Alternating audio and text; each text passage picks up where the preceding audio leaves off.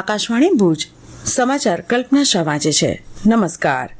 રાષ્ટ્રપતિ દ્રૌપદી મુર્મુએ ભવિષ્યના તબીબોને આરોગ્ય ક્ષેત્રે ટેકનોલોજીકલ પ્રગતિને સ્વીકારવાની સાથે જ માનવીય સંવેદનાને અકબંધ રાખવા હાકલ કરી છે. ગઈકાલે એમ્સ રાજકોટના પદવીદાન સમારોહને સંબોધતા રાષ્ટ્રપતિએ ભાર મૂક્યો હતો કે તબીબી ટેકનોલોજી નોંધપાત્ર રીતે પ્રગતિ કરી છે. તેમણે યુવા વ્યાવસાયિકોને લોકોના વિશ્વાસને જાળવી રાખવા અપીલ કરી. તેમણે નોંધ્યું હતું કે તબીબોનું વર્તન અને સંદેશાવ્યવહાર ઉપચાર પ્રક્રિયામાં તેમની ક્લિનિકલ કુશળતા જેટલું જ મહત્વનું છે. સૌરાષ્ટ્રમાં એમ્સ રાજકોટની ભૂમિકાને બિરદાવતા તેમણે ખાસ કરીને સંસ્થાને સ્થાનિક આરોગ્ય સંભાળ પડકારોના ઉકેલો શોધવા અનુરોધ કર્યો, જેમાં આદિવાસી સમુદાયમાં પ્રચલિત સિકલ સેલ એનિમિયાનો સમાવેશ થાય છે. આજે રાષ્ટ્રપતિ લોકભવન ખાતે આયોજિત સામાજિક સમરસતા મહોત્સવમાં મુખ્ય અતિથિ તરીકે ઉપસ્થિત રહેશે. તેમજ બપોર બાદ ગાંધીનગર ખાતે રાષ્ટ્રીય રક્ષા શક્તિ યુનિવર્સિટીના 5મા પદવીદાન સમારોહમાં મુખ્ય અતિથિ તરીકે હાજર રહેશે. પ્રધાનમંત્રી નરેન્દ્ર મોદીએ કહ્યું છે કે ભારતની મહિલા શક્તિ તેની મજબૂત હિંમત, આત્મવિશ્વાસ અને સખત મહેનતના બળ પર સતત નવી ઊંચાઈઓ પર પહોંચી રહી છે. ગઈકાલે નવી દિલ્હીમાં નારી શક્તિ વંદન સંમેલનને સંબોધતા શ્રી મોદીએ કહ્યું કે ભારત 21મી સદીમાં મહિલા સશક્તિકરણ માટે સમર્પિત એક મોટો નિર્ણય લેવા જઈ રહ્યું છે. સંસદ ભૂતકાળ અને ભવિષ્યની આકાંક્ષાઓને પૂર્ણ કરીને એક નવો ઇતિહાસ રચવા જઈ રહી છે.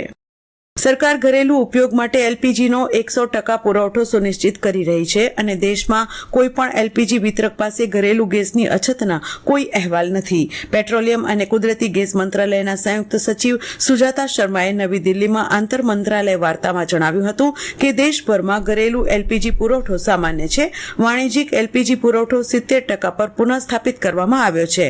ભારે ઉદ્યોગ મંત્રાલયના અધિક સચિવ ડોક્ટર હનીફ કુરેશીએ જણાવ્યું હતું કે સરકારે પીએમઈ ડ્રાઈવ યોજના હેઠળ ઇલેક્ટ્રિક 3 વ્હીલર પર સબસિડી 2 વર્ષ માટે વધારીને માર્ચ 2028 સુધીની કરી છે.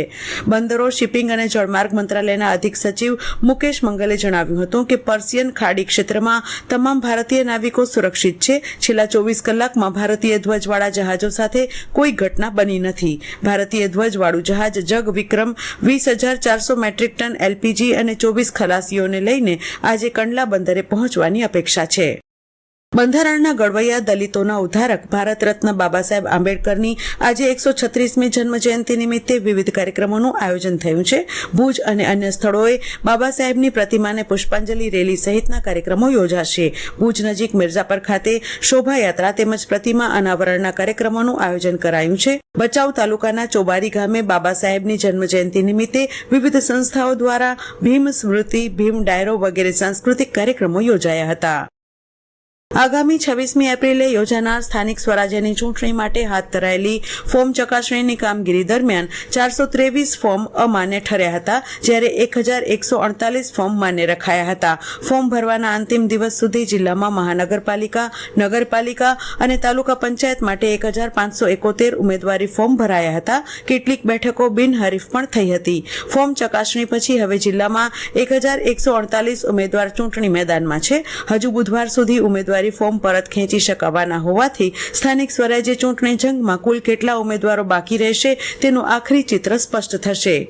શિક્ષણ વિભાગ દ્વારા આર્થિક રીતે નબળા અને વંચિત જૂથના બાળકોને ખાનગી શાળાઓમાં વિનામૂલ્યે શિક્ષણ આપવાની યોજના રાઇટ ટુ એજ્યુકેશન હેઠળ પ્રવેશ પ્રક્રિયાનો ધમધમાટ શરૂ થયો છે. જિલ્લામાં અત્યાર સુધીમાં 3700 જેટલા ફોર્મ ભરાઈ ચૂક્યા છે.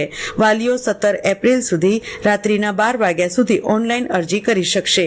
જિલ્લામાં 353 ખાનગી શાળા આવેલી છે, જેમાં ધોરણ 1માં 25% બેઠકો આરટીઈ હેઠળ અનામત રાખવામાં આવી છે. આ વર્ષે જિલ્લામાં કુલ 2539 બેઠકો પર પ્રવેશ અપાશે. રાજ્યમાં આગામી 7 દિવસ હવામાન સૂકું રહેશે. હવામાન વિભાગના પ્રાદેશિક નિયામક ડોક્ટર એ.કે. દાસે કહ્યું, આ સમયગાળા દરમિયાન સૌરાષ્ટ્ર કચ્છના કેટલાક ભાગમાં તાપમાન 40 ડિગ્રી સેલ્સિયસ કે તેથી વધુ રહેવાની સંભાવના છે. દરમિયાન આજથી 3 દિવસ માછીમારોને દરિયો ન ખેડવા સૂચના અપાઈ છે. જિલ્લામાં કાળઝાળ ગરમીનો પ્રભાવ યથાવત રહ્યો છે. પ્રખર તાપ અને લૂથી જનજીવન પ્રભાવિત થયું છે. ભુજ ખાતે ગઈકાલે મહત્તમ ઉષ્ણતામાન 40.8 ડિગ્રી નોંધાયું હતું. કચ્છના 2 સહિત રાજ્યના 11 શહેરો મહત્તમ પારો 40 ડિગ્રી ઉપર પહોંચ્યો છે. અને આ સાથે આ સમાચાર બુલેટિન પૂરું થયું. નમસ્કાર.